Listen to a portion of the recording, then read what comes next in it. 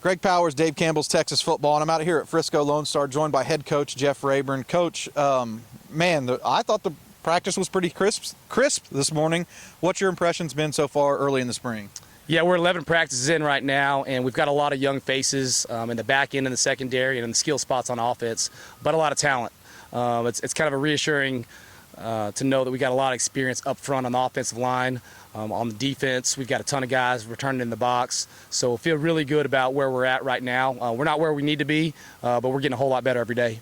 Now, I think this is a misconception because Nicholas Bolton was the leading tackler in the NFL. Jalen Ford was the Big 12 Defensive Player of the Year. It's kind of categorized as an offensive team, but really it's not. There's some good-looking defensive players out here. Who are some of the guys we need to watch out for on the defensive side of the ball? Yeah, well, number one, offense obviously gets the stats and the headlines. We've always been about defense here, and championship defense from the time we opened till now has really been our calling card here.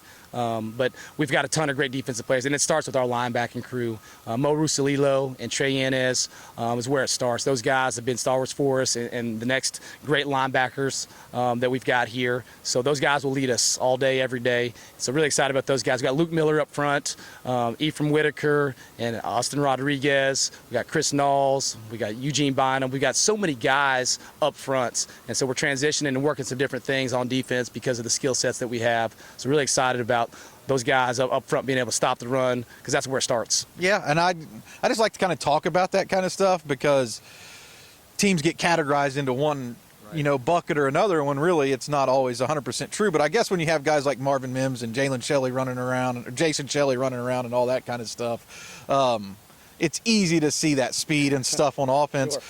But you have a kid over on offense under center who waited his turn in Collin Blackstock. What's that mean to the team? What's it mean to you? And what are your impressions early on of how Collin's going to do in this offense? You know, Collin's our dude. He's our guy. He waited his turn. He played a quarter and a half last year and got hurt with a little ankle injury. Was out all season. He's back playing third base for the baseball team. But he's our calming influence right there. He's a leader.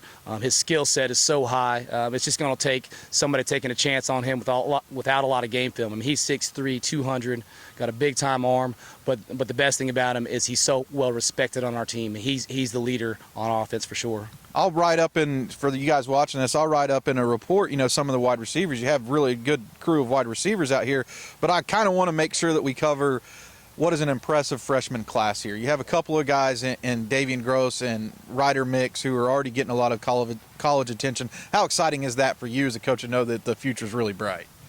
No, it's really exciting to see that young talent, because and not only are they young and talented, those guys have experience. We've never really played freshmen at an extensive level on the varsity. We've had a few, but those guys played a ton of football for us. And Davian Groce and Ryder mix, Chris Knowles played on the defensive side of the ball. We've got Legend Bay and Nico Viveros and Austin Price, all in that 26 class. They're going to be big-time players for us. Sounds like you're going to be keeping me busy, Coach. I'm going to be looking forward to it. I'll be here. Thanks for the time and good luck with the 2023 season. I know the state championship aspirations are there, and this team has a chance to do it.